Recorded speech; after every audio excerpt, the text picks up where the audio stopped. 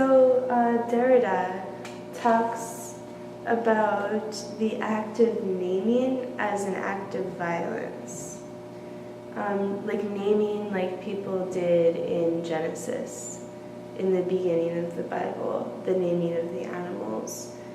Well, Derrida describes the animal as being born out of the wound of having been given a name.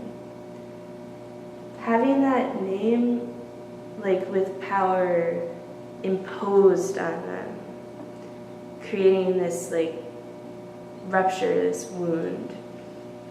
He writes this one line where he says, "Have no account of the fact that what you call animal could look at you and address you from down there." So naming is two things for Derrida. Naming is calling, and calling is an invocation, like calling to someone. But it's also calling someone, like referring to someone as something.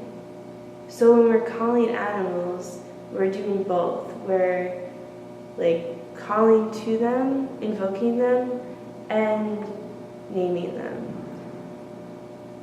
But then Derrida, like he wrote about how that animal can address you, can address the namer from way down there. So how does my cat address me from down there when my cat's on the floor and I'm like in my chair?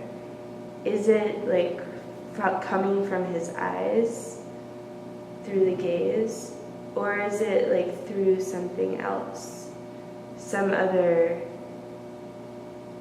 like connective tissue, like how Kelly Oliver would argue that like everything around us, the air, the light, like everything is like an active connective tissue.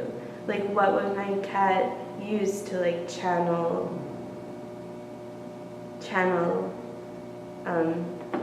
addressing me? Sometimes he meows when he wants food,